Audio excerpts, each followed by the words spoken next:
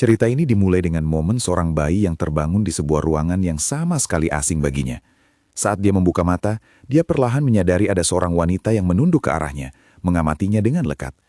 Awalnya dia mengira wanita itu adalah ibunya, tapi pikiran itu langsung ditepis saat sadar kalau wanita itu terlalu muda untuk menjadi ibunya.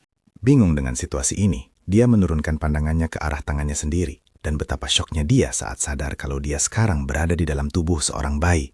Situasi jadi makin aneh saat dia mengecek statusnya dan menemukan kalau semua statistiknya kembali ke level 1. Parahnya lagi, dia bahkan belum punya nama yang terdaftar. Tiba-tiba, seorang pria jangkung dengan baju zirah yang gagah masuk ke ruangan.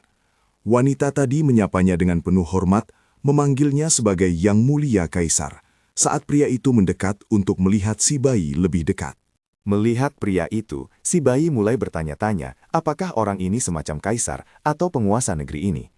Tak lama kemudian, bayi itu dibawa ke seorang pendeta untuk menjalani upacara pemberian nama.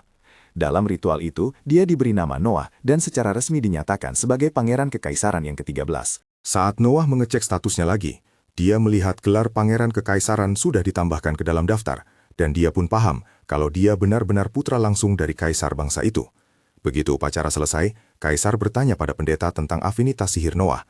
Pendeta itu menjawab kalau elemennya adalah air, dan wilayah yang diberikan kepadanya adalah Almeria, sebuah wilayah di mana banyak anggota klan air tinggal. Mendengar hal ini, kaisar tampak agak lega, dan, mengesampingkan masalah wilayah, meminta pendeta untuk mengungkapkan statistik lengkap Noah. Saat itulah semua orang di ruangan itu dibuat tercengang habis-habisan. Semua statistik Noah ternyata sudah mencapai batas maksimal alias maxed out. Dan afinitas airnya sudah mencapai peringkat SS, padahal dia baru lahir beberapa jam yang lalu. Memiliki angka-angka luar biasa seperti itu, menandakan kalau dia sudah mengalami awakening atau kebangkitan kekuatan. Kebangkitan di usia sedini ini adalah sesuatu yang belum pernah terjadi sebelumnya. Karena alasan itulah, semua orang menyimpulkan kalau mereka sedang menyaksikan kelahiran seorang talenta yang luar biasa. Di saat itu juga, Noah mengerti kalau dia telah diberi kehidupan baru dan berinkarnasi sebagai seorang bangsawan.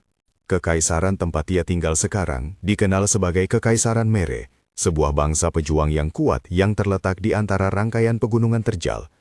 Ibu kotanya terhampar di dataran luas, dan kekaisaran ini sedang menikmati masa keemasan, di mana kemakmuran melahirkan lebih banyak kekayaan, membuat budaya yang kaya dan hidup berkembang pesat.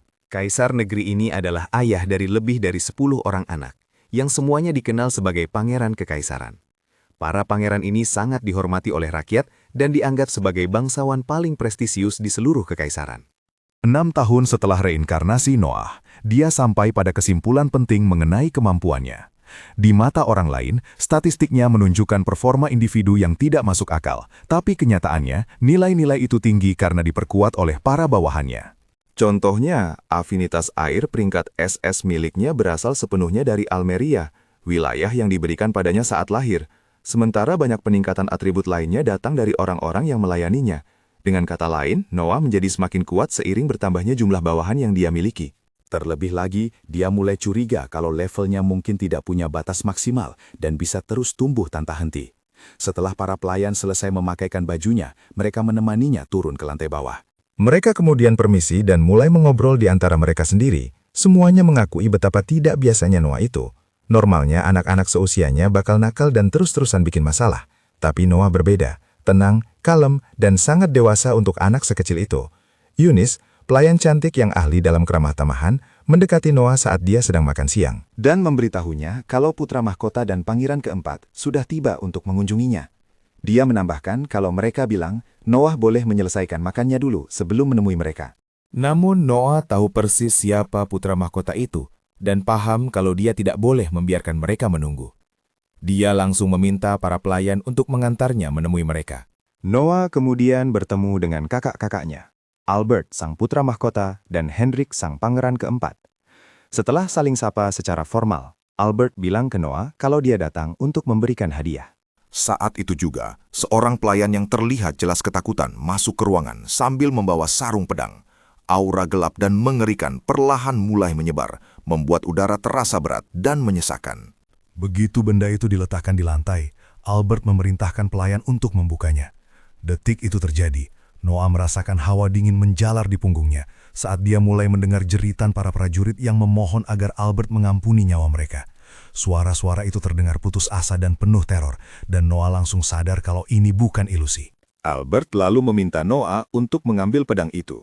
Meskipun sang protagonis tidak ingin melakukannya, dia paham kalau ini adalah hadiah dari putra mahkota, dan menolak bukanlah pilihan. Noah dengan hati-hati menggenggam pedang itu, dan meskipun awalnya terasa berat, dia segera berhasil menyesuaikan diri dan menemukan keseimbangannya. Setelah itu, Albert menjelaskan kalau pedang itu bernama Leviathan, pedang elemen air yang dianggap sebagai elemen terkuat di seluruh kekaisaran. Sekitar 120 orang tewas saat mencoba menguasainya.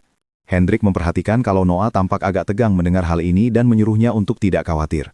Dia menjelaskan kalau siapapun yang tidak ditakdirkan untuk memegang pedang itu akan dibunuh oleh kutukannya saat mereka mencoba mengangkatnya. Fakta bahwa Noah bisa memegangnya tanpa terjadi apa-apa membuktikan kalau setidaknya sampai batas tertentu dia layak untuk itu. Albert kemudian menepuk punggung Noah pelan dan meninggalkan ruangan sambil berkata, kalau ini adalah demonstrasi yang berharga. Begitu Albert pergi, Noah hampir tidak percaya apa yang baru saja terjadi. Banjingan itu baru saja menyuruhnya menguji sesuatu yang bisa membunuhnya tanpa usaha sedikit pun. Meski begitu, Noah memutuskan untuk menyimpan pikiran itu sendiri. Tahu kalau dia mengucapkan hal seperti itu dengan lantang, dia mungkin akan kehilangan nyawanya di tempat. Saat para pangeran berjalan pergi, Hendrik bertanya pada Albert apakah benar-benar keputusan terbaik meninggalkan Leviathan di tangan Noah, apalagi mengingat betapa mahalnya pedang itu. Albert menjawab kalau senjata itu akan jauh lebih baik berada di tangan seseorang yang luar biasa seperti Noah. Terlebih lagi, dia menambahkan, justru karena dia sendiri tidak sebrilian itu. Dia perlu merasakan sensasi dilukai oleh peliharaannya sendiri. Malam harinya, tidak ada yang menyadari kalau pelayannya, Zoe, bertingkah aneh dan gelisah. Tidak mengerti alasannya. Dia bertanya apa yang terjadi, tapi Zoe mencoba mengalihkan pembicaraan, bilang kalau dia tidak ingin membebani Noah dengan masalah pribadi dan memintanya untuk tidak khawatir.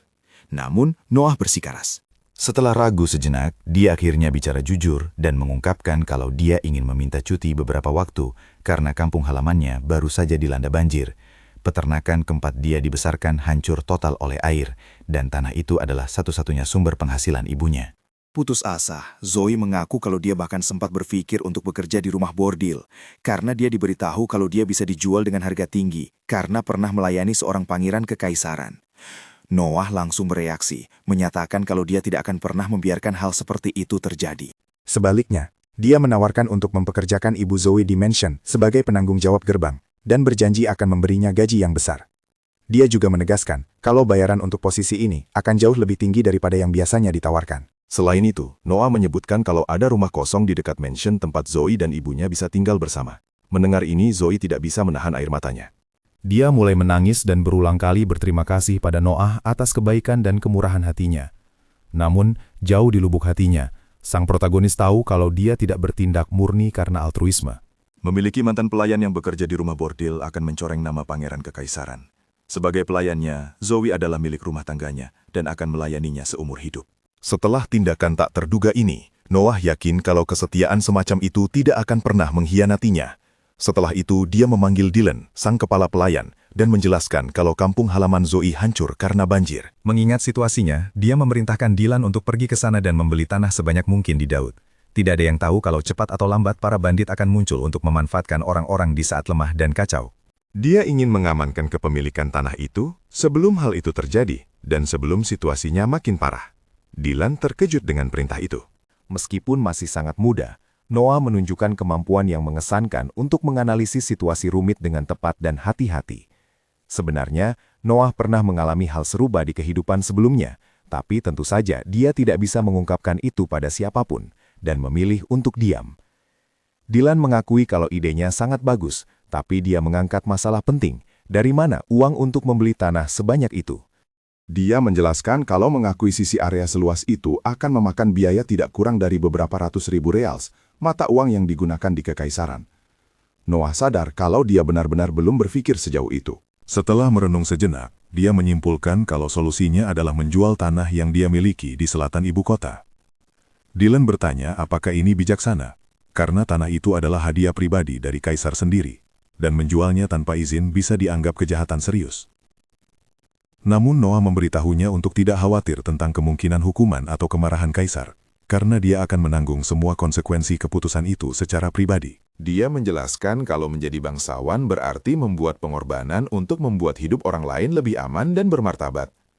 Dylan memahami bobot kata-kata itu dan sangat berterima kasih pada Noah karena mengambil keputusan tersebut, terutama karena dia berasal dari kampung halaman yang sama dengan Zoe, yang membuat rasa terima kasihnya makin tulus. Keesokan harinya, Noah sudah mengubah asetnya menjadi uang. Dan bersiap untuk membeli tanah sebanyak mungkin, secepat yang dia bisa. Dia siap untuk pergi menginspeksinya secara langsung, tapi kemudian menerima kunjungan tak terduga dari kakaknya, Hendrik. Hendrik memperhatikan kalau Noah membawa pedang Leviathan dan langsung bertanya kenapa. Noah menjelaskan kalau sejak terakhir kali, dia tidak merasakan pengaruh aneh apapun dari pedang itu. Tapi Hendrik mengungkapkan kalau mereka berniat mengujinya saat mereka berada di Daud.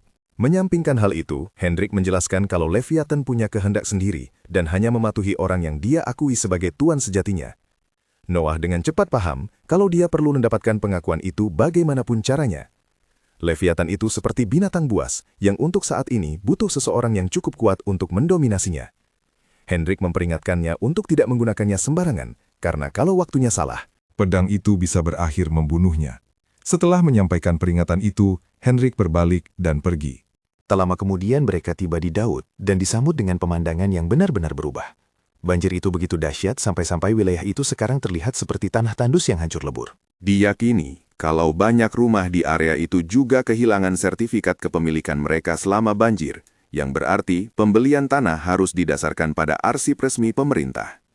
Dylan dan yang lainnya takjub menyadari kalau seorang anak yang puluhan tahun lebih muda dari mereka bisa menyimpulkan semua ini hanya dengan mengamati situasi. Noah dengan tenang menjelaskan kalau itu cuma logika dasar. Selanjutnya, Noah dan Zoe mulai menginspeksi tanah bersama, sampai mereka melihat kalau makanan sedang dibagikan ke sekelompok penduduk desa oleh penyedia kekaisaran. Noah mengambil satu wadah makanan dan dengan cepat menyadari kalau baunya busuk dan rasanya seperti sesuatu yang hampir basi. Salah satu penduduk desa mendengar komentarnya dan bilang kalau sebenarnya mereka tidak bisa mengeluh karena sudah merupakan berkah bisa menerima makanan sebanyak itu. Sang protagonis tidak percaya kalau kekaisaran menyajikan makanan berkualitas rendah itu untuk rakyatnya di tengah bencana. Saat itu, pejabat pemerintah setempat, Tuan Gark, tiba di lokasi untuk melakukan inspeksi resmi. Gark tahu betul kalau makanan yang dibagikan itu mengerikan, tapi dia tidak peduli karena bukan dia yang akan memakannya. Noah, bagaimanapun, tidak bisa lagi menoleransi situasi ini. Menyaksikan ini, Noah mengonfrontasi Gark secara langsung dan menuduhnya menggelapkan dana yang dimaksudkan untuk jatah makanan.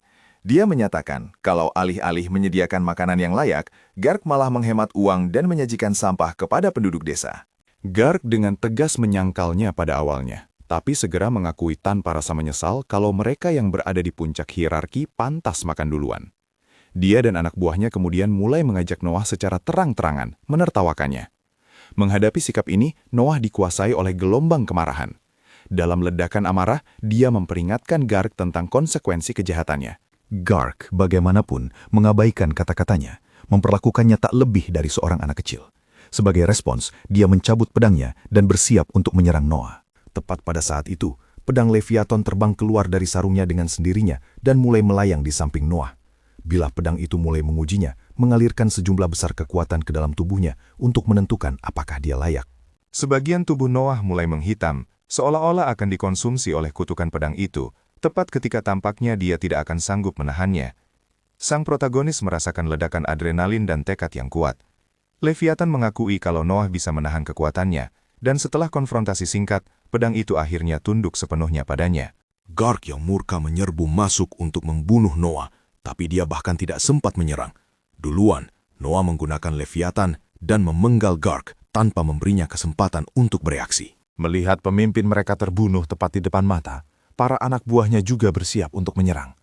Untuk mengintimidasi mereka, Noah menghantamkan Leviathan ke tanah. Dampaknya menciptakan kawah raksasa, begitu dalam hingga dasarnya bahkan tidak bisa dilihat. Noah sendiri kaget dengan kekuatan pedang yang luar biasa itu. Tak lama kemudian, Rowan, kapten kesatria yang ditugaskan di Daud, tiba di lokasi dan terpana dengan apa yang dilihatnya.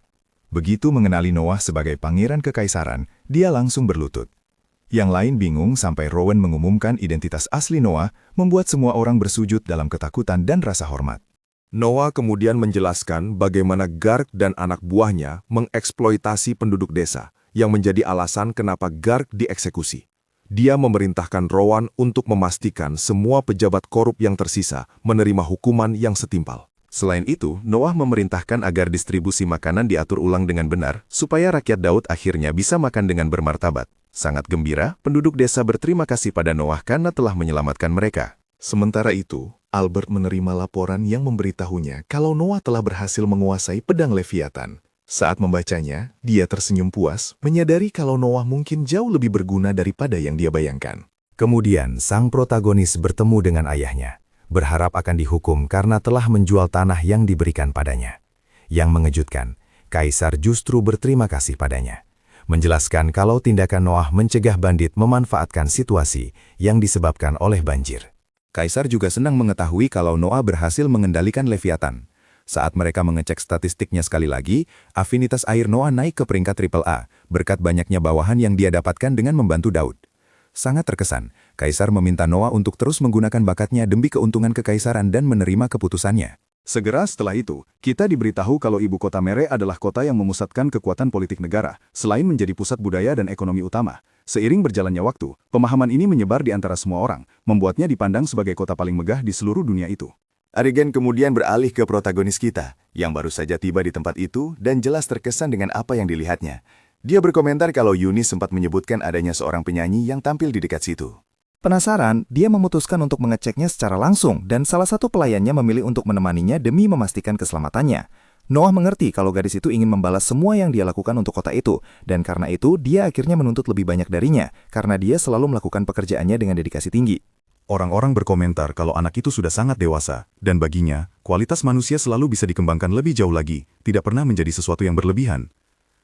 Saat dia mendekati tempat gadis itu menyanyi, Noah dikejutkan oleh keindahan suara yang bergema. Saat mengamatinya dari dekat, dia ingat kalau namanya adalah Apache. Teknik yang dia gunakan masih sederhana, khas pemula, tapi jelas kalau dia menjalani profesi penyanyi dengan sangat serius. Noah bisa merasakan kalau setiap nada dinyanyikan dengan ketulusan dan emosi yang murni. Tiba-tiba, seorang pria mulai meneriakinya, mempertanyakan kenapa dia bersikeras menyanyikan lagu-lagu tidak jelas itu. Tak lama kemudian, dia tampak makin kesal dan mengklaim kalau dengan pendapatan segitu, dia tidak akan pernah bisa membayar utang yang ditinggalkan ayahnya. Bahkan saat dia menjelaskan kalau menyanyi adalah satu-satunya hal yang bisa dia lakukan, pria itu mencengkeram kerah bajunya. Di saat itulah, Noah turun tangan dan memintanya untuk tidak melakukan hal kejam padanya di depan semua orang. Saat tidak diduga-duga, pria itu mendengar suara anak kecil yang angkat bicara. Si penyanyi mencoba memintanya untuk tidak ikut campur, tapi Noah sudah berdiri dan berjalan menuju panggung. Pria itu mengejeknya dan menyuruh Noah pergi menangis di pelukan ibunya. Sebagai jawaban, Noah mengingatkannya kalau menurut hukum negara, seorang anak tidak wajib menanggung utang yang diwariskan dari orang tua mereka. Memaksakan utang ini pada gadis itu dan menekannya untuk menjual tubuhnya sendiri dianggap sebagai kejahatan serius di ibu kota. Pria itu kemudian mencengkeram kerah Noah, tapi bocah itu bereaksi seketika, melancarkan beberapa pukulan terhadapnya dan komplotannya. Setelah menjatuhkan mereka, Noah bertanya apakah dia masih ingin lanjut sebelum pergi. Pria itu mengancam kalau dia akan membalas dendam.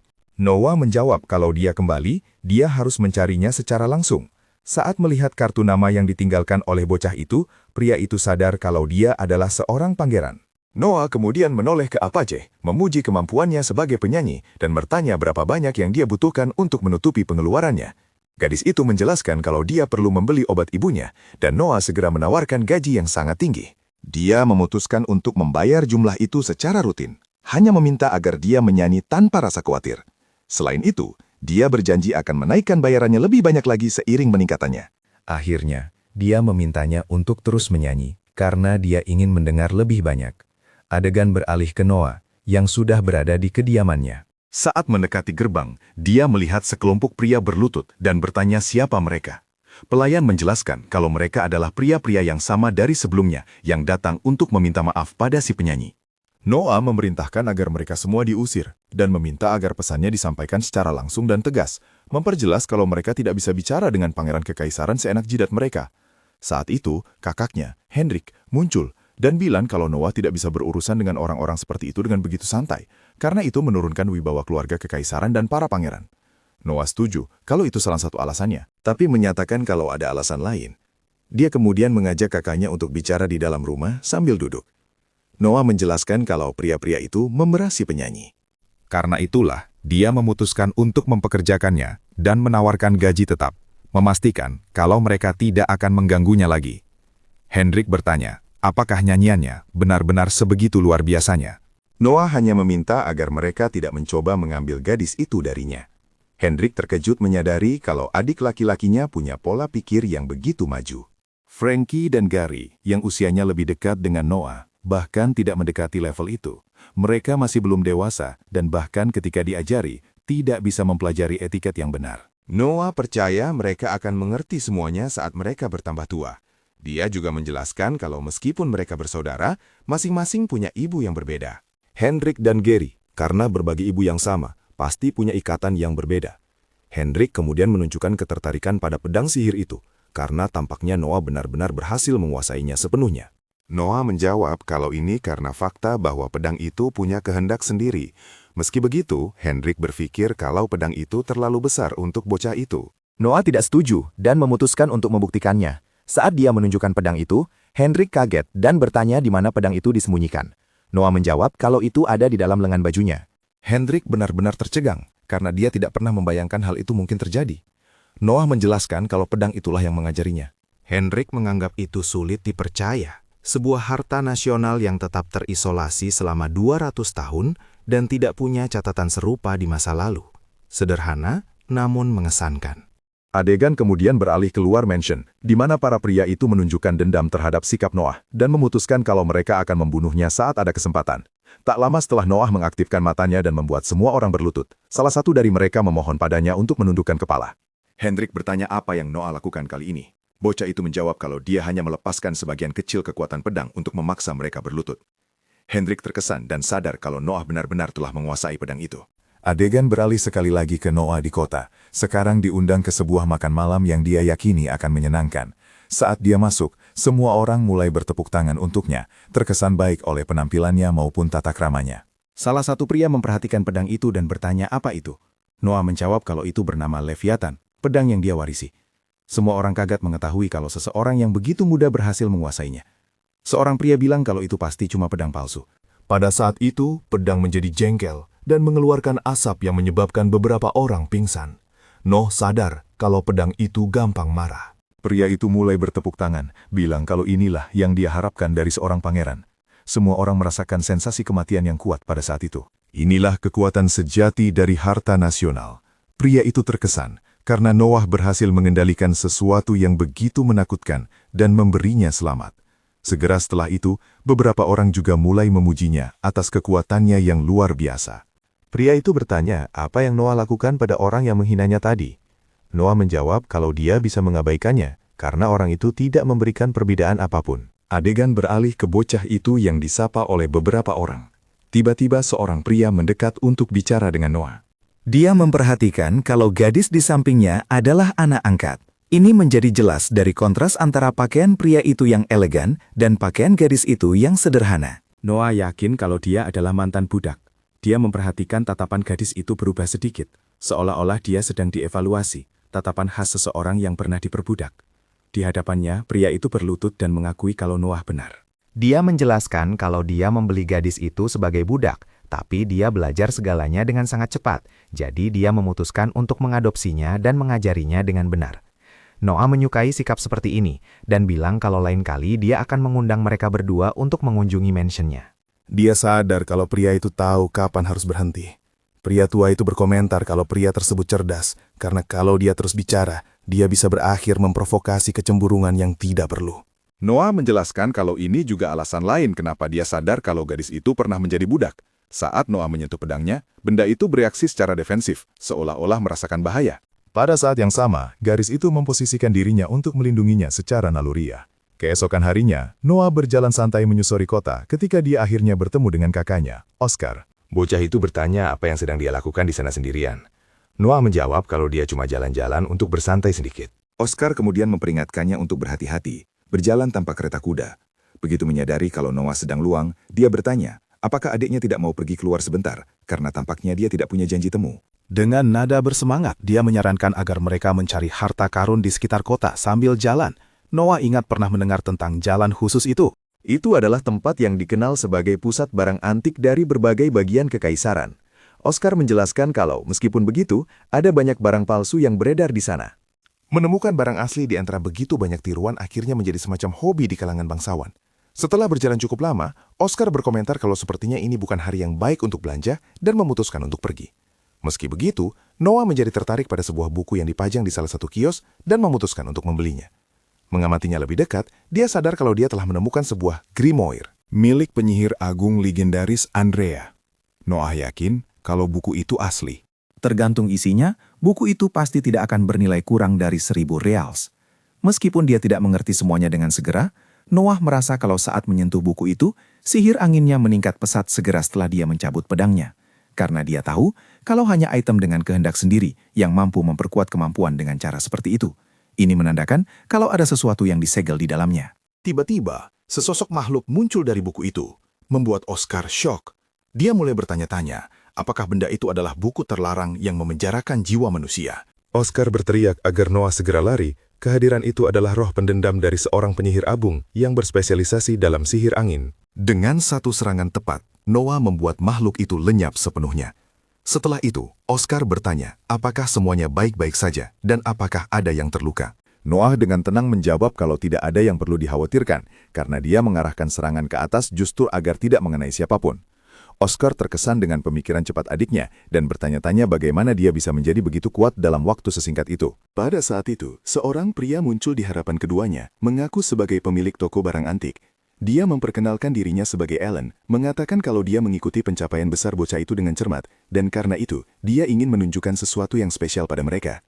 Dia kemudian mengungkapkan sebuah cincin yang diselimuti oleh aura gelap. Dia berkomentar kalau dia sudah menunjukkan item itu ke banyak orang berbeda, tapi tidak pernah menerima reaksi yang relevan. Noah mempertanyakan apakah itu bukan sekedar benda tak berharga. Pria itu menjelaskan kalau dia juga sudah mencoba menyingkirkan cincin itu beberapa kali, percaya kalau itu tidak berguna. Namun entah bagaimana cincin itu selalu berakhir kembali ke tangannya. Detail ini membangkitkan minat lebih besar dalam dirinya, yang menganggap fakta itu cukup unik. Oscar juga jadi bersemangat dengan ide itu, dan menyarankan agar Noah mencoba cincin tersebut. Begitu bocah itu memasang cincinnya, dia langsung sadar kalau cincin itu bisa bicara, bahkan mengungkap identitasnya sebagai item tingkat SSS. Tak lama kemudian, benda itu mulai berubah bentuk menjadi set baju zirah lengkap, membuat semua orang di sekitarnya ternganga kagum. Saat dia membuka jendela statusnya, tidak ada yang menyadari bahwa sebenarnya tidak ada peningkatan atribut secara langsung. Sepertinya entitas ini berbeda dari Grimoire maupun Leviathan yang dia dapatkan sebelumnya. Meski begitu, cincin tersebut menyimpan beberapa sihir yang siap digunakan.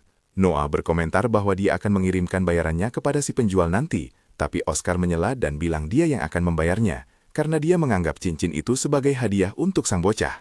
Setelah pedang sihir dan sekarang baju zirah sihir, Oscar makin sadar kalau ada sesuatu yang benar-benar luar biasa dari Noah. Saat mereka turun dari kereta kuda, bocah itu memutuskan untuk bertindak. Tiba-tiba, pria yang sama muncul, mencoba menyerangnya. Tapi Noah menangkis serangan itu dengan santai, sementara beberapa prajurit muncul mengepung mereka. Oscar bertanya bagaimana caranya dia bisa menciptakan perisai barusan. Noah menjelaskan kalau itu berkat cincinnya. Dia menghubungkan Leviathan ke cincin tersebut, dan gabungan keduanya akhirnya menciptakan pertahanan itu. Bocah itu menyadari kalau cincinnya bereaksi otomatis terhadap niat jahat, berfungsi layaknya sistem berlindungan. Oscar merasa itu sangat hebat dan makin kagum pada adik laki-lakinya. Karena kemampuannya melakukan hal-hal semacam itu, rasanya seperti sesuatu yang bukan berasal dari dunia ini. Adegan berpindah, memperlihatkan Noah yang sedang menonton gadis itu menyanyi lagi. Saat dia melihat sekeliling, dia sadar ada beberapa orang yang mulai berkelahi gara-gara gadis itu. Tanpa ragu, Noah menciptakan perisai untuk mencegah keributan yang tidak berguna itu, dan tepat setelahnya menggunakan serangan kejut untuk menahan 2 orang yang terlibat. Dia lalu bertanya pada pria yang bertanggung jawab atas tempat itu, kenapa sering sekali terjadi perkelahian di sana. Pria itu menjelaskan bahwa tipe orang-orang seperti itulah yang justru membuat bar ini tetap hidup. Mendengar itu, Noah memutuskan untuk membeli seluruh tempat tersebut, membuat si pria sangat berterima kasih. Gadis itu bertanya apakah benar-benar layak menginvestasikan uang sebanyak itu hanya karenanya, dan bilang kalau dia ingin membalas budi dengan cara apapun. Noah menjawab kalau dia hanya ingin gadis itu terus menyanyi dengan suara yang dimilikinya. Gadis itu bertanya apakah Noah benar-benar menghargainya sebagai penyanyi, dan bocah itu membenarkan, bahkan bilang kalau dia ingin kaisar mendengar nyanyiannya suatu hari nanti. Sampai saat itu tiba, dia ingin garis itu terus tampil dengan penuh perasaan. Garis itu mulai menangis terharu, tapi segera kembali bernyanyi. Noah terkesan dengan suaranya yang memang terdengar indah. Dia yakin tidak salah pilih, dan percaya kalau garis itu, tanpa diragukan lagi, adalah harta karun yang sesungguhnya. Adegan beralih ke sang protagonis yang sedang berdiri sementara para pelayannya selesai memakaikan baju. Mereka memberitahunya bahwa dia akan segera menerima kunjungan dari Gubernur Jenderal Hajaf, Marey. Bocah itu meminta mereka untuk membiarkannya masuk saja, menyatakan bahwa dia sudah siap. Selanjutnya dijelaskan bahwa keluarga kekaisaran memiliki tradisi memberikan wilayah kekuasaan kepada para pangeran, membuat mereka bertanggung jawab untuk belajar tentang masalah administrasi dan pemerintahan. Karena alasan inilah, rakyat yang tinggal di wilayah tersebut biasanya memuja pangeran kekaisaran sebagai tuan yang sejati, penguasa mutlak tanah itu. Bagi pria yang lahir di Almeria dan kini bertugas di Hajaf itu, Hal itu tidak ada bedanya. Tak lama setelah pria itu memperkenalkan diri secara resmi sebagai Gubernur Jenderal Hajaf, dia menunjukkan rasa hormat yang besar karena akhirnya bisa bertemu dengan bocah itu. Sang pangeran muda hanya memintanya untuk tidak terlalu kaku dan formal. Mendengar ini, pria itu merasa lebih lega. Dia kemudian menjelaskan bahwa sekitar 1,5 tahun yang lalu, dia mendapat kehormatan untuk menyapa bocah itu saat dia secara resmi ditunjuk sebagai Gubernur Jenderal oleh Kaisar. Bocah itu bertanya bagaimana perkembangan pekerjaan di Tanah Hajaf. Dia ingat kalau dia diberi misi untuk mengawasi pengendalian banjir di wilayah itu atas perintah kekaisaran. Dia juga tahu kalau situasinya sedang tidak baik. Hajaf adalah daerah subur yang dikenal dengan produksi gandumnya, terletak di sepanjang kelokan sungai besar. Namun, wilayah itu sering menderita banjir besar. Kaisar ingin menstabilkan kondisi ini, dan karena alasan itulah dia menunjuk Marey, yang berasal dari Almeria, tanah klan air, sebagai gubernur jenderal. Bocah itu menunjukkan ketertarikan untuk memahami apa yang sebenarnya terjadi. Pria itu menjelaskan bahwa mereka belum menerima anggaran yang diperlukan dan mereka tidak bisa membelanjakan sumber daya yang tidak mereka miliki. Bocah itu jadi bingung karena dia yakin anggarannya sudah dikirim dengan benar. Pria itu setuju, tapi mengatakan bahwa Kementerian Keuangan mengajukan beberapa keberatan. Noah langsung paham situasinya dan meminta pria itu untuk menemaninya tanpa menunda lagi. Adegan kemudian beralih ke pertemuan dengan perwakilan Kementerian Keuangan, di mana Noah mempertanyakan kenapa dia ada di sana. Noah menjelaskan bahwa dia mendengar dari Marey kalau ada keraguan tertentu dalam pencairan anggaran. Pria itu menjawab kalau situasinya tidak persis begitu dan ada pembenaran yang valid. Noah memotong ucapannya, mengatakan kalau dia berniat mengklaim bahwa ini adalah sesuatu yang tidak bisa dimengerti anak-anak. Lebih baik dia diam saja. Pria itu menelan ludah dan mengklarifikasikan bahwa bukan itu masalahnya. Dia lalu menjelaskan bahwa Hajaf menderita banjir parah pada tahun sebelumnya. Kaisar sangat sedih dengan situasi tersebut dan memberikan pembebasan pajak penuh selama 1 tahun penuh. Dengan kata lain, ada penghematan yang signifikan dari pihak wilayah tersebut. Kementerian Keuangan menganggap wajar untuk menggunakan jumlah tersebut. Pria itu bertanya, apakah Noah mengerti penjelasannya? Noah menjadi jengkel dan bertanya, apakah dia sedang mengejeknya? Noah menyatakan bahwa ada banjir dan karena belas kasihan, Kaisar membebaskan semua orang dari membayar pajak, yang berarti tidak ada pajak yang bisa dipungut. Itu adalah tindakan kebaikan hati kekaisaran. Namun justru itulah masalahnya. Pria itu berbicara seolah-olah hal itu adalah sesuatu yang logis dan bisa diterima. Noah, yang terlihat jelas sedang marah, bertanya lagi apakah dia sedang bercanda dengannya. Pria itu menjawab bahwa dia tidak bercanda. Noah kemudian menuntut untuk mengetahui kebenarannya. Pria itu mengakui bahwa pada kenyataannya dia tidak bisa mencairkan anggaran tersebut. Dia mencoba menjelaskan sesuatu, tersedak kata-katanya sendiri, lalu mengungkapkan bahwa Dewan Tinggi mengetahui rencana pembangunan resor musim panas baru untuk Kaisar. Karena Kaisar sudah mencapai usia tertentu, alih-alih tetap di ibu kota yang panasnya menyengat setiap tahun, beliau ingin menghabiskan musim panas di tempat yang lebih sejuk. Meskipun itu akan menjadi tempat istirahat, itu tetap akan menjadi fasilitas kekaisaran. Praktisnya, itu akan menjadi istana yang terisolasi. Singkatnya, perlu dibangun praktis satu kota baru untuk berfungsi sebagai kediaman musim panas, yang akan membutuhkan sumber daya dalam jumlah yang sangat besar. Pria itu sadar bahwa melibatkan Kaisar dalam masalah ini akan sangat sensitif. Kas negara sedang terbebani demi memenuhi kebutuhan kekaisaran. Noah kehilangan kesabarannya, menyuruh pria itu diam, dan menyatakan bahwa ini adalah kurang ajar yang serius, bahkan menyebutnya bajingan. Pengendalian banjir itu vital bagi wilayah yang menderita genangan air, namun sumber dayanya malah ditahan demi pembangunan rumah liburan. Noah bertanya apakah dia berniat membuat ayahnya, sang kaisar, terlihat seperti orang bodoh. Pria itu langsung berlutut dan mengklaim bahwa dia tidak pernah punya niat seperti itu. Noah hanya menuntut agar uang itu dicairkan sesegera mungkin atau dia akan mengajukan banding langsung kepada kaisar. Ketakutan, pria itu memohon padanya untuk tidak melakukan itu dan berjanji akan mencairkan anggaran hajat segera. Mulai terkesan dengan betapa mudahnya bocah itu berhasil memaksa Kementerian Keuangan untuk menyerah. Dia memberitahu Noah bahwa dia sangat terkesan. Intensitas negosiasi tadi sungguh luar biasa. Cara Noah berkomunikasi sangat langsung dan efektif, dengan jelas memaparkan kontradiksi dan kelemahan di pihak lawan. Pria itu mengakui bahwa dia merasa malu atas kecerobohannya sendiri karena telah menempatkan Yang Mulia dalam situasi itu. Noah sudah paham sejak awal bahwa pria itu mendekatinya justru untuk memaksakan penyelesaian yang pasti. Murray buru-buru pergi untuk memulai pengendalian banjir sesegera mungkin. Tak lama kemudian, seorang utusan muncul memberitahu Noah bahwa dia harus pergi ke kastil segera, karena kaisar ingin bertemu dengannya. Kaisar memberinya selamat atas tindakannya dan berkomentar tentang kasus Hajaf. Dia juga menyebutkan bahwa dia mendengar Noah telah menghancurkan Maverick. Noah terkejut dan bertanya bagaimana dia bisa tahu tentang hal itu begitu cepat. Kaisar menjelaskan bahwa informasi adalah senjata yang ampuh dan dia harus selalu berusaha untuk berkembang. Terkait hal itu, Noah berkata bahwa dia hanya melakukan apa yang menurutnya wajar. Kaisar menjawab bahwa apa yang wajar bagi sebagian orang adalah hal yang sangat sulit bagi orang lain. Banyak orang punya lidah yang tajam dan menggunakannya hanya untuk menjilat. Sedikit yang berhasil melakukan hal yang jelas dengan cara yang benar. Bahkan di usianya yang baru 6 tahun, Noah berhasil membuat ayahnya sangat terkesan. Kaisar memintanya berdiri dan bertanya apakah senjata yang dibawanya adalah Leviathan. Pria yang hadir di sana menyadari bahwa Noah memilih pedang yang paling kuat. Dia tahu bahwa kediamannya sendiri adalah bagian dari jaringan informasi. Dan hanya dengan memikirkan Noah berhasil menguasai pedang itu sepenuhnya saja sudah membuatnya gelisah. Mengingat sejarah mengerikan Leviathan, ini adalah sesuatu yang luar biasa. Setidaknya, Noah ingat bahwa pada hari perayaan itu, jika dia tidak menahan pedang tersebut, benda itu pasti sudah membunuh semua orang yang hadir. Dia tahu, senjata ini membawa masa lalu yang kelam. Karena alasan itulah, dia memutuskan bahwa dia perlu belajar cara menggunakannya sesegera mungkin. Seorang instruktur anggar dipanggil untuk membantunya. Damien Noble memperkenalkan diri.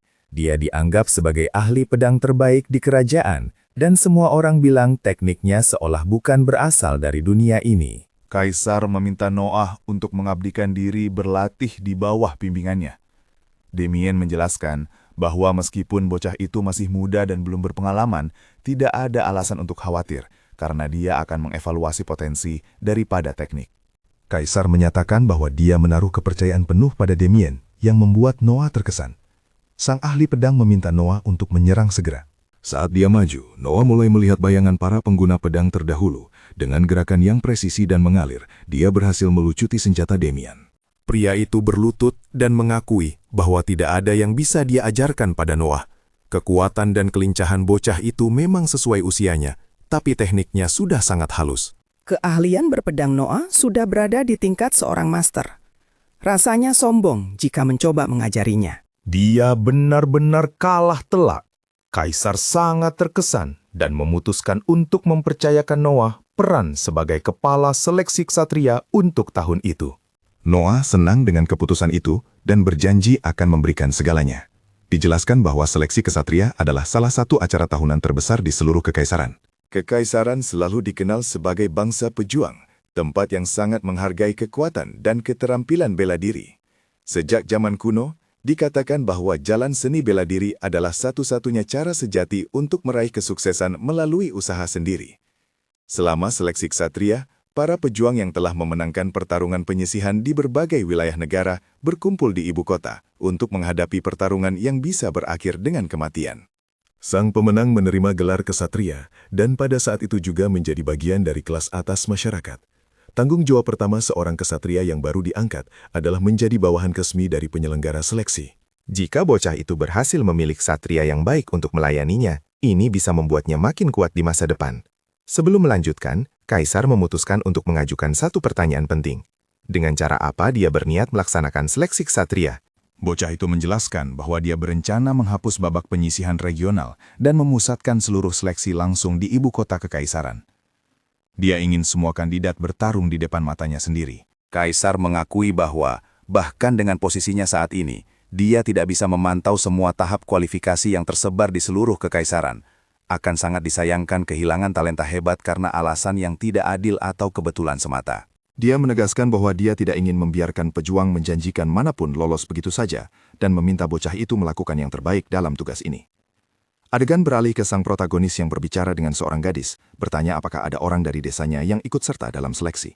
Dia menjawab ada. Desa itu adalah satu-satunya titik masuk bagi rakyat jelata. Setiap tahun hanya satu penantang yang berhasil pergi ke sana. Noah mengerti situasinya. Tahun ini dia benar-benar berniat menghapus babak kualifikasi regional. Tidak akan ada batasan jumlah peserta. Siapapun akan bisa mempresentasikan diri mereka. Gadis itu menjawab bahwa ini terdengar bagus, tapi segera meminta untuk mengganti topik pembicaraan. Noah bersikeras dan memintanya untuk mengatakan apa yang sebenarnya dia pikirkan. Gadis itu kemudian menjelaskan bahwa alasan hanya satu orang dari desa yang ikut serta berkaitan dengan biaya perjalanan dan penginapan. Ibu kota itu sangat mahal. Dengan sumbangan dari seluruh penduduk, mereka berhasil mengumpulkan cukup uang untuk mengirim hanya satu perwakilan tunggal. Orang itu membawa harapan seluruh desa, dan semua orang menganggapnya sangat serius. Mendengar ini, Noah memutuskan bahwa dia akan menyingkirkan hambatan ini juga. Dia ingin pilihan sebanyak mungkin. Akan sangat mengerikan kehilangan bakat hanya karena masalah uang. Dia menyatakan bahwa dia akan menanggung semua biaya perjalanan dan penginapan. Gadis itu mengerti bahwa penduduk desa akan sangat senang, tapi memperingatkan bahwa ini akan menelan biaya yang sangat besar. Noah menjelaskan bahwa tidak perlu memulai semuanya dari nol. Dia lalu memanggil kepala pelayannya dan memerintahkannya untuk mencari tahu berapa banyak rumah yang tersedia di ibu kota dan membeli semuanya. Selain itu, dia memintanya untuk segera menghubungi pedagang yang dia kenal. Saat bertemu lagi dengan orang-orang yang sama yang hadir di pesta, pria itu bertanya pada Noah tentang seleksi pelayan untuk istana. Noah bertanya apakah dia ingin mengirim seseorang, dan pria itu menjawab iya. Noah menjelaskan bahwa jika ada seseorang di dalam istana di bawah kendali pedagang itu, akan mungkin untuk mendapatkan informasi berharga. Jika kaisar memerintahkan seseorang untuk menghabiskan malam bersamanya, dan orang itu menjadi salah satu istrinya, keuntungannya akan sangat besar. Pria itu menjawab bahwa ini adalah masalah yang berbeda dari permintaan saat ini, dan mengingatkannya bahwa hadiah-hadiahnya sudah dikirim ke mansion. Noah mengklarifikasi bahwa jika itu seseorang yang sekadar menyenangkannya, dia akan membuat rekomendasi. Tapi jika itu seseorang yang benar-benar dia sukai, pria itu harus memilih gadis yang benar-benar sesuai dengan harapannya. Pedagang itu mengajukan satu permintaan terakhir. Dia ingin mencantumkan lambang pangeran ke-13 di papan nama tokonya. Noah bertanya apakah dia berniat menundukkan diri padanya. Dia kemudian menegaskan bahwa dia tidak mentolerir pengkhianatan dalam kondisi apapun. Saat kembali ke rumah, Noah menyadari bahwa memiliki Byron di bawah komandonya akan semakin meningkatkan prestisenya. Jika dia terus begini, kekuatannya akan tumbuh lebih besar lagi. Tak lama kemudian, dia menyadari statusnya yang berhubungan dengan air menurun dan memutuskan bahwa dia perlu mencari yang mulia untuk memeriksa apa yang terjadi di Almeria.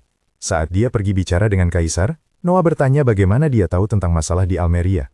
Tiba-tiba, seorang pria muncul, memberitahu mereka bahwa ada pemberontakan di Almeria dan memberi selamat pada bocah itu.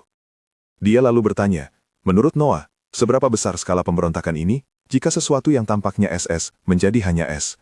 Sekilas, mungkin terlihat kalau itu berkurang setengahnya. Namun, pada kenyataannya, ini hanya mewakili satu tingkat lebih rendah dalam keseluruhan hierarki. Dengan kata lain, dia percaya itu adalah konflik tingkat kedua yang melibatkan sedikit orang. Sang ayah bertanya, apakah Noah ingin menjadi komandan perang?